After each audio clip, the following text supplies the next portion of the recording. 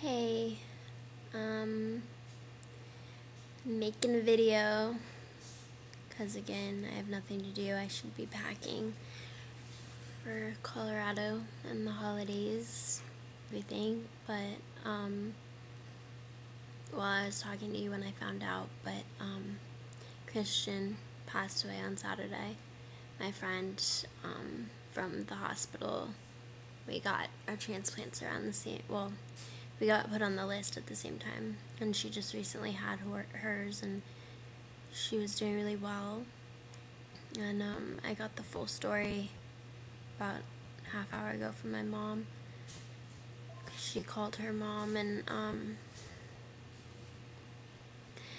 I guess she was like going home, and she was fine, and she ended up having a heart attack, like, completely randomly. I mean, I guess because everything our hearts get put through with the medication and being dehydrated and rehydrated over and over again, it's like having bulimia.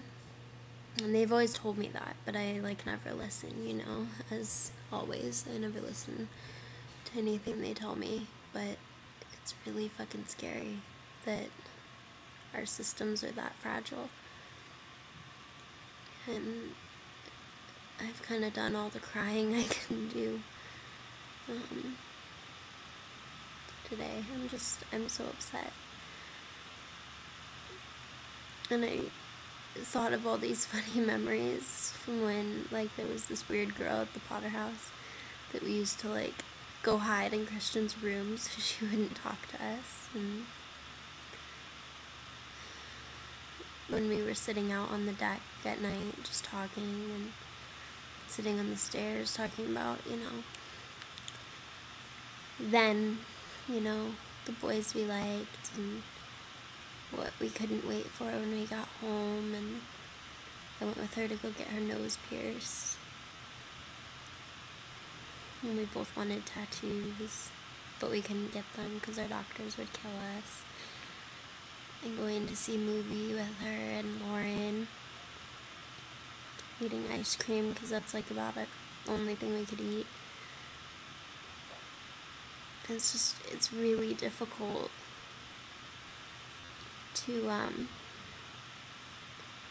think that 3 years ago we were both sitting in wheelchairs, and the nurse coordinator lady comes out and says, well, you're both in the waiting room, you should get to know each other, you're both around the same age and you're going to be having transplants soon. And, I had made the decision to have the transplant already, and she was really scared, so her and her mom hadn't decided yet that was what they were going to do. And I just remember sitting there, and we were both these fragile girls, and we were laughing over the fact that we both had ostomies, and we both had been having surgeries since we were 7 years old to fix whatever was wrong with us, and nothing was working, and we were losing weight, and we both had arthritis setting in because of malnutrition, and just all these things that we both had in common. And we sat there and we talked about it, and I told her that I wanted to have the transplant because I thought that risking my life for what I have now was worth it, because I believed that I would have this right here, like a life, going to college and worrying about stupid crap, like whether some boy likes me or just, wants to hook up with me at a party, like, and school and classes and a life, like, I'm gonna go live, and it's really not fair that one of us that was sitting there got to go on and have this life and live in an apartment and be living my dream, be working towards what I want to do with my life.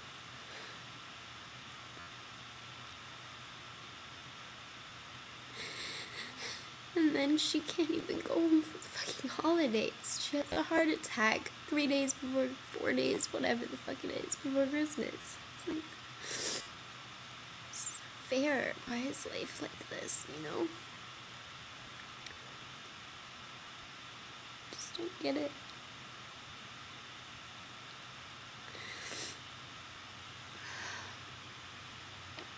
Go to a funeral on Saturday when I'm home.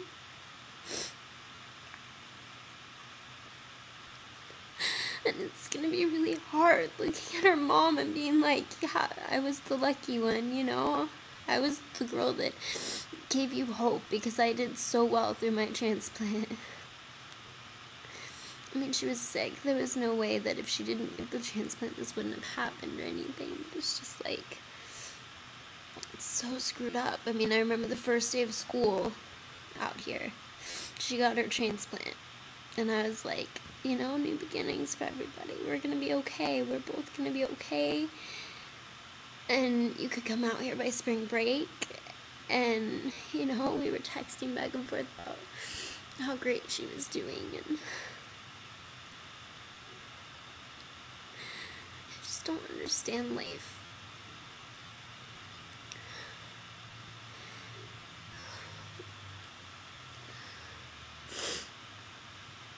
This happening, I mean, this is my first friend who's ever passed away, despite the fact that I know tons of kids that are sick, you know? It's so scary because I have 3 more friends who aren't getting better, and it's just like right now I feel like this is the first one I'm losing, and who knows who's next, you know? And it just fucking sucks. I just want everybody to get better.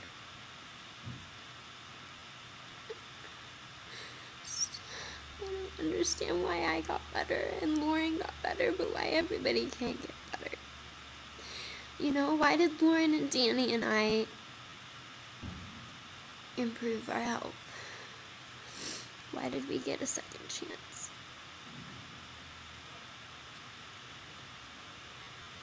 It just puts things in perspective. I mean, I don't care if people don't accept me for who I am anymore because I'm fucking lucky to be here. And I want to make whoever donated me this organ proud. And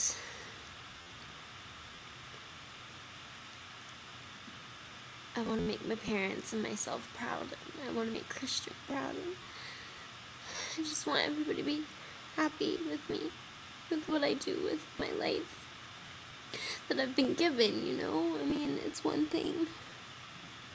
I just forget.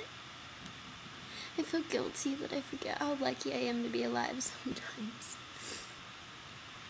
And I take stupid shit for granted, you know? I can eat whatever I want now. I never used to be able to eat anything.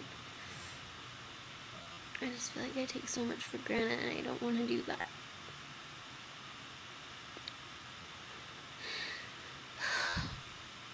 So in one way, this is a good thing because it's opened my eyes to the fact that I am so fucking fortunate. And my life's amazing and I'm really, really, really thankful for that. The video got all fucked up because of my computer being retarded, but thanks for listening to all that. Love you, Kristian. Please remember me fondly. I heard from someone you're still pretty, and then they went on to say that the pearly gate has some eloquent graffiti.